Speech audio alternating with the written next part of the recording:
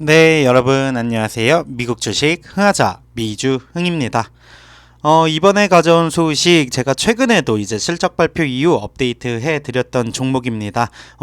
새로운 기사가 나와서 가져와 봤고요. 내용은 비슷할 수도 있을 것 같습니다. 바로 에어비앤비 관련한 소식입니다. 예약이 감소한 상황에서 에어비앤비 투자자들은 더 많은 주식을 매수해야 할까요? 라고 의문을 던지는 제목의 기사고요.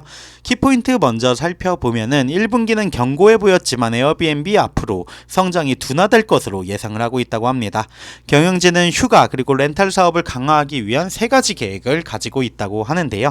주가의 최근 하락 이제 매수 기회로 보인다라는 상당히 단정하게 느껴지는 뭔가 매수 기회로 보인다라는 솔깃한 키포인트 세 가지 잡아봤고요. 에어비앤비 주식 지난 수요일 1분기 실적 발표 후 11% 급락을 했죠. 수익 그리고 예약이 두 자릿수 비율로 증가하는 동안 2분기 성장 예측에 대해서 만족하지 않는 듯 보였고 대부분의 주가가 이제 하락을 한 상황입니다. 그럼에도 불구하고 에어비앤비는 재정적인 개선을 이루었고 단기 임대 공간 내에서의 새로운 비즈니스 라인을 육성할 수 있는 능력을 보여주었는데 따라서 이제 투자자들은 인터넷 그리고 직접 마케팅 소매 주식의 하락이 포지션 추가로 매수할 기회인지 또는 멀리하라는 경고인지 여부가 중요해지겠죠. 표면적으로 에어비앤비 확실한 보고서 실적을 갖고 있는 것처럼 보였습니다. 18억 달러의 매출은 20% 증가했고 신규 고객은 에어비앤비 베케이션 렌탈을 예약하고 있고 기존 게스트는 이러한 숙소에 더 오래 머물고 있습니다. 이러한 추세가 매출 성장에 도움이 되기도 하였고요. 게다가 수익성 또한 계속해서 높아지고 있는데요. 순이익은 1억 1,700만 달러로 전년 동기 1,900만 달러의 손실보다 증가했고 여전히 500만 달러의 영업 손실을 보고했지만 1억 4,600만 달러의 이자 수입으로 수익성을 높이는 데 도움이 되기도 했습니다. 다만 영업비용에는 주식보상금 2억 4천만 달러가 포함되어 있어 매출이 회사의 영업비용을 충당할 가능성이 높겠죠. 또한 에어비앤비의 무료 현금 흐름은 순이익을 훨씬 초과하면서 16억 달러에 달했는데 이는 거의 10억 달러에 달하는 미실현 수수료와 발생한 비용, 주식 기반 보상 및 기타 출처의 현금 덕분이라고 합니다. 그로 인해 사업에 투자하거나 주주에게 돌려줄 상당한 자본이 남았습니다. 하지만 주식 급락을 한 이유는 2분기 전망 때문이었죠.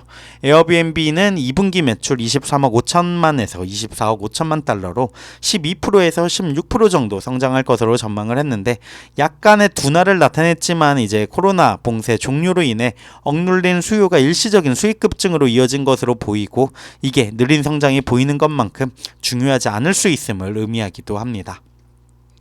경영진은 세 가지 계획을 가지고 있다고 하는데요.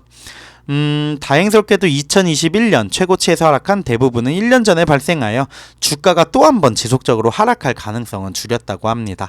에어비앤비의 PE 비율 약 40으로 싸지는 않지만 에어비앤비의 가장 직접적인 라이벌인 엑스피디아보다는 적다고 합니다.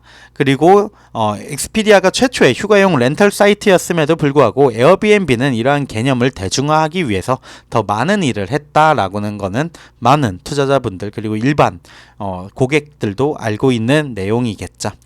이제 에어비앤비는 세 가지의 전략적 우선순위를 제시하고 있다고 합니다.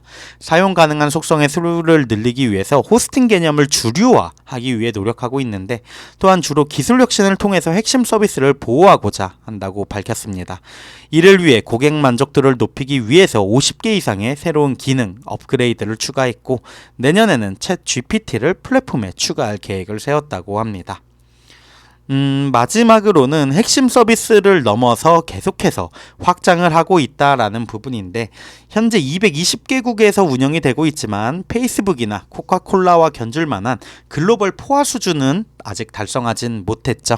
시장에서의 입지를 확장하기 위해서 독일과 브라질에서 가속화된 성장에 대한 플레이북을 테스트했고 이들이 회사에서 가장 빠르게 성장하는 시장 중 두 곳이 되었기 때문에 이제 해당 사업 모델을 다른 국가로 또한 가져갈 것이 자명하죠. 이러한 혁신은 잠재 고객 기반을 확장함에 따라서 시간이 지남에 따라 에어비앤비 주식에 도움이 될 걸로 보여집니다. 에어비앤비의 재무 상태 그리고 경쟁 우위를 고려한다면 이번 주가 하락은 매수 기회가 될 가능성이 높다라고 저자는 말을 합니다. 약간의 실망에도 불구하고 회사는 계속해서 두 자릿수 매출 성장 그리고 막대한 무료 현금 흐름을 기록하고 있고, 경쟁 우위는 에어비앤비의 접근 가능한 시장을 확장하고 단기 사용을 위한 호텔 그리고 기타 형태의 부동산과 경쟁하는 데 도움이 될 것입니다. 에어비앤비가 계속해서 시장을 성장시키고 무료 현금 흐름을 유지함에 따라서 주식은 성장에 대해 생각할 필요가 없는 것처럼 보인다라고 하면서 기사 마무리하고 있습니다. 에어비앤비 주가 어제는 0.48% 상승하면서 105불대로 올라와 주었습니다. 장 초반에는 좀 하락이 조금 더 하는 것 같기도 했는데 어쨌든 상승 마감한 상황이고요. 아무래도 실적 발표가 최근에 있었기 때문에 일부 약간 횡보 그리고 조정은 있을 수 있을 걸로 보여집니다. 그럼에도 불구하고 에어비앤비 브랜드의 가치 그리고 실제 이제 실생활에서 주변에서도 무슨 숙소를 예약하거나 할 때 에어비앤비를 뭐 엑스피디아나 이런 데만큼 많이 들어가는 것 같긴 하거든요. 실생활에서 느껴지는 경험으로. 그렇기 때문에 이제 저도 에어비앤비 종목에 대해서 조금 더 호의적인 생각을 가지고 있는데, 과연 이러한 믿음이 계속해서 이어질 수 있을지, 또 그만큼 그렇다면 에어비앤비가 다음 분기 또 다다음 분기 올해까지 어떠한 실적 퍼포먼스를 보여줄지가 더 중요해지는 것 같습니다. 에어비앤비 지금은 약간은 하락하고 바닥을 다지고 있는 상황이라고 믿고 싶고, 앞으로의 어떠한 실적 발표 그리고 시장 흐름이 또 에어비앤비의 성장을 이끌어 나갈지 꾸준히 팔로잉 해보도록 하겠습니다. 마켓워치 통해서는 이전에도 아마 공유를 해드렸던 것 같습니다. 수익 성장 부분이 어느 정도 보이는 예측치들이 나오고 있고, 레이팅 39명의 레이팅 중에 에버리지 타겟 플레이스를 128불로 잡고 있는 상황입니다. 전체적인 추천 등급은 오버웨이트 매수 구간이라고 보여지는데, 과연 이러한 흐름이 정말 주가에도 실제 상황으로도 발현이 될지 지켜보도록 하겠습니다. 지금까지 미국 주식 흥하자 미주흥이었습니다. 감사합니다.